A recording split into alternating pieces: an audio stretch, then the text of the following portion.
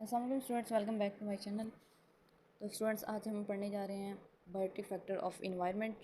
पहले हम इन्वायरमेंट के एबायोटिक फैक्टर के बारे में डिस्कस कर चुके हैं, जो कि हमारा फर्स्ट लेक्चर था, पार्ट 1, और अब हम आज डिस्कस करने जा रहे हैं पार्ट 2।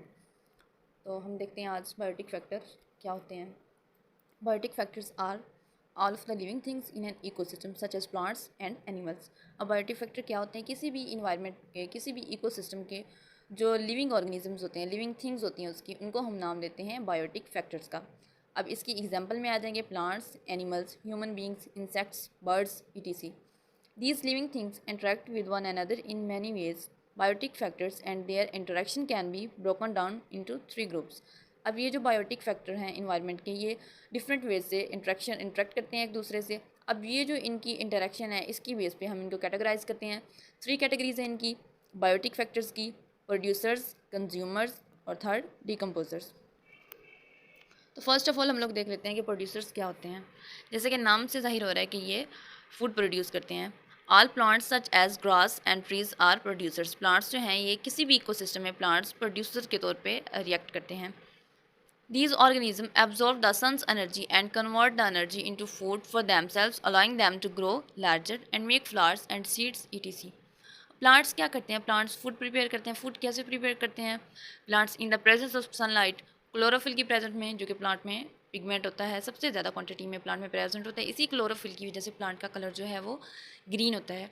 क्लोरोफिल की प्रेजेंस में और सनलाइट की मौजूदगी में प्लांट्स जो हैं वो कार्बन डाइऑक्साइड को यूज़ करते हुए और वाटर को यूज़ करते हुए फोटोसिंथेसिस करते हैं और फूड बनाते हैं। अब वो फूड प्लांट खुद भी यूज़ करते हैं और उसे स्टोर भी कर लेते हैं, जो कि बाद में हम ह्यूमन बींग्स के एज अ फूड सोर्स के तौर पे यूज़ होती है। स्टार्च की फॉर्म में हो सकती है, फ्रूट्स की फॉर्म में हो सकती है।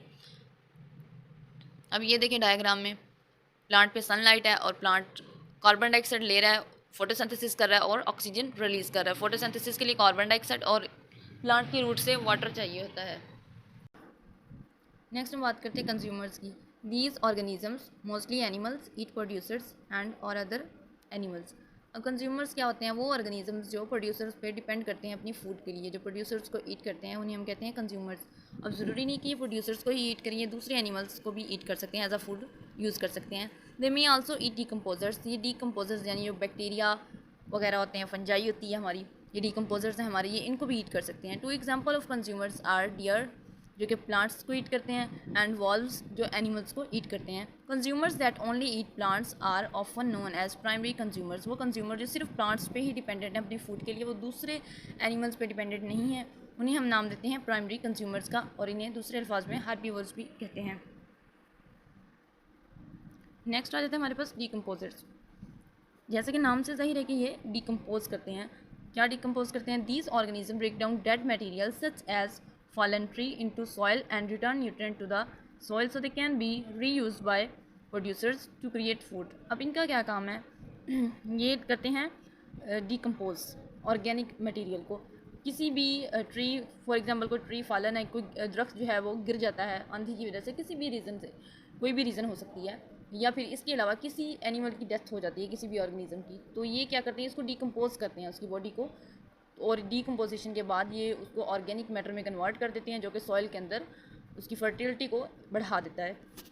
अब वो फर्टाइल सॉइल जो है वो नेक्स्ट प्लांट यूज़ करेंगे, मीन्स के प्रोड्यूसर्स यूज़ करेंगे, और फिर से वो फूड प्रिपेयर करेंगे। इसी तरह वो प्रोड्यूसर्स जब फॉल हो जाएंगे, या फिर वो उनकी बहुत ज़्यादा एज के हिसाब से वो अपना ओल्ड हो जाएंगे, इस तरह से ये डिकम्पोजर्स उनकी डिकम्पोजिशन कर देंगे, फिर दोबारा उनको सॉइल में मिला देंगे। An example of a decomposer is a mushroom. ठीक है, एक डिकम्पोजर की हमारी एग्जांपल आ गई मशरूम। इंसेक्ट्स आ गए हमारे bacteria, worms. The effect of these living factor on plant expression में बी एडवांटेशियस और disadvantages.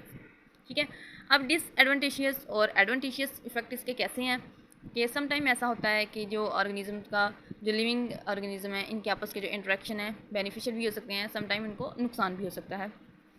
Depending on how they interact with plant these interaction include. अब कोई भी ऑर्गेनिज्म जो प्लांट के साथ इंटरेक्ट कर रहा है, या तो वो प्लांट को फ़ायदा पहुंचा रहा होगा, या फिर अपने फ़ायदे के लिए प्लांट को नुकसान पहुंचा रहा होगा।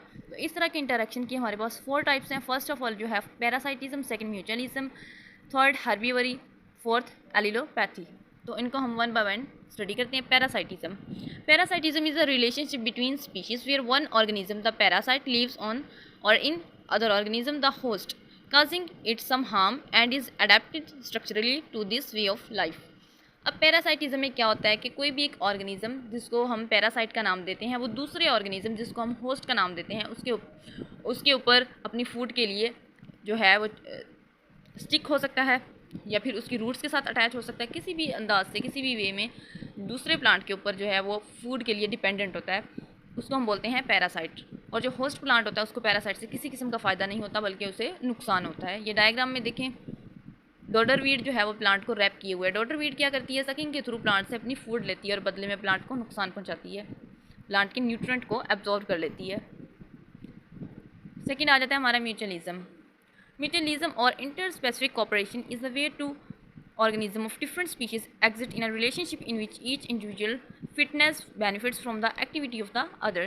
Similar interactions within a species are known as cooperation, जिसे cooperation का नाम देते हैं हम। म्यूचुअलिज्म की बात अगर हम करें तो इसमें क्या होता है कि ऑर्गेनिजम्स के दरमियान कोई भी दो ऑर्गेनिज्म हो सकते हैं, एक प्लांट हो सकता है, दूसरा कोई भी एनिमल हो सकता है, उनके दरमियान इंटरेक्शन किस टाइप का इंटरेक्शन जिसमें दोनों को फ़ायदा हो, दोनों ऑर्गेनिजम्स को फ़ायदा होगा तो हम नाम देंगे इसे म्यूचुअलिज्म का। नेक्स्ट आ जाता है हमारे पास हर्बीवरी। इन हर्बीवरी प्लांट ईटिंग ऑर्गेनिजम्स कॉल्ड हर्बीवर, वो ऑर्गेनिज्म जो प्लांट्स को ईट करते हैं उन्हें हम नाम देते हैं हर्बीवर का, जो हम पीछे भी पढ़ चुके हैं इसके बारे में। Such as ruminant animals, rodents, insects, molluscs feed on plant parts. ये सारे जो भी एनिमल्स हैं, ऑर्गेनिजम्स हैं, ये प्लांट पे डिपेंडेंट है अपनी फूड के लिए। Herbivores with significant deleterious effects on crop growth and yield are called pest. वो वाले हर्बीवर, वो वाले ऑर्गेनिज्म जो क्रॉप के ऊपर ईट करते हैं और रिजल्टेंटली जो है क्रॉप को नुकसान पहुंचाते हैं, उनको हम नाम देते हैं पेस्ट का, जिनकी वजह से यील्ड कम होती है। Damage caused by these biotic factors are varied such as death of the entire plant or organs, reduced root, stem, leaf or inflorescence mass, total defoliation, warts and holes on plant parts and other marks of feeding। अब इसका जो हर्बीवर का tag के बारे में हम पढ़ रहे हैं, लेट्स सपोज पेस्ट की हमने इनको पेस्ट का नाम दिया है। अब पेस्ट का प्लांट पे कितना इफेक्ट होगा, कितना डैमेज करेगा वो प्लांट को, किस हद तक वो प्लांट को नुकसान पहुंचाएगा, ये डिपेंड करता है कि वो किस ऑर्गन पे प्लांट के या कितनी तादाद में वो उसने अटैक किया है। इससे क्या हो सकता है, या तो प्लांट का कोई एक ऑर्गन मीन्स कि फ्रूट डैमेज हो सकता है, फ्लावर डैमेज हो सकता है, या पूरा का पूरा प्लांट डैमेज हो सकता है। प्लांट की रूट की जो ग्रोथ है वो रिड्यूस हो सकती है, स्टेम उसका डैमेज हो सकता है, वीक हो सकता है, लीफ इसका इफेक्ट हो सकता है, होल्स बन सकते हैं लीफ पे, या फिर इन्फ्लोरेसेंस। इन्फ्लोरेसेंस वो हमारी ब्रांच, बायोलॉजी में हम इन्फ्लोरेसेंस उस ब्रांच को कहते हैं जो फ्लावर कंटेन करती है, मीन्स के फ्लावर कंटेनिंग ब्रांच जो प्लांट की होती है उसे हम इन्फ्लोरेसेंस का नाम देते हैं। पूरी की पूरी इन्फ्लोरेसेंस को भी पेस्ट जो है इसको डिस्ट्रॉय कर सकता है, डैमेज कर सकता है। टोटल डिफोलिएशन, प्लांट का बिल्कुल डिफोलिएट होता ना, अपनी जो रियल वाली शेप है, उसकी असल शेप है, उससे डाइवर्ट हो जाना, मुड़ जाना प्लांट के पार्ट्स का।